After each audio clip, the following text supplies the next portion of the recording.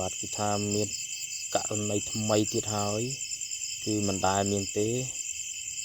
ប្តីប្លន់ប្រពន្ធសម្លាប់ដើម្បីយកគ្រឿងអលង្ការនៅថ្ងៃទី19ខែឧសភាឆ្នាំ2025វេលាម៉ោង 8 ព្រឹកដែលអនុវត្តតាមមតិដឹកនាំរបស់លោកឧត្តមសេនីយ៍តូសថេងស្នងការនគរបាលខេត្តពោធិ៍សាត់នឹងមានការសម្របសម្រួលនីតិវិធីដោយលោកកៅកញ្ញាព្រះរាជអាជ្ញាអមសាលាដំបងខេត្តពោធិ៍សាត់កម្លាំងជំនាញនៃស្នងការដ្ឋាននគរបាលខេត្តសហការជាមួយកម្លាំងអធិការដ្ឋាននគរបាលស្រុកបាកានបានបង្ក្រាបករណីឃាតកម្មគិតទុកជាមុនមួយករណីនឹងឃាត់ខ្លួនជនសង្ស័យម្នាក់ដែលធ្វើសកម្មភាពសម្លាប់ប្រពន្ធរបស់ខ្លួនកាលពីថ្ងៃទី16ខែឧសភាឆ្នាំ2025នៅចំណុចស្រះទឹកទួលប្រណាំងសេះស្ថិតនៅភូមិកំពង់ក្តីឃុំរំលេចស្រុកបាកានខេត្តពោធិ៍សាត់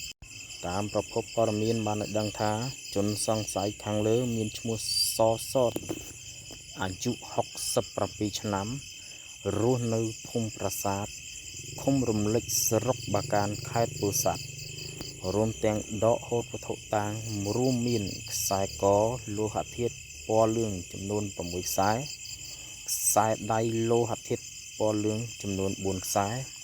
បន្តោងខ្សែកលោហៈធាតុពណ៌លឿងចំនួន8បន្តោងចិញ្ចៀនលោហៈធាតុពណ៌លឿងចំនួន4វង់ក្រវិលលោហៈធាតុពណ៌លឿងចំនួន4គូទម្ងន់លោហៈធាតុពណ៌លឿងសរុបមានចំនួន323.50 ក្រាម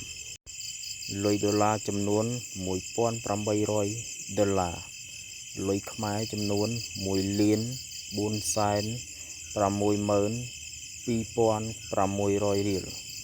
ទូរស័ព្ទដៃចំនួន2គ្រឿងកាបូបដៃចំនួន1មានកាតធនាគារ ABA ចំនួន1សន្លឹកបានបើកបរចំនួន2សន្លឹកកាតគ្រីម៉ូតូចំនួន1សន្លឹក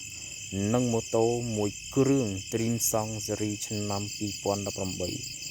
ខ្មៅពាក់ស្លាកលេខពោធិ៍សាត់ 1L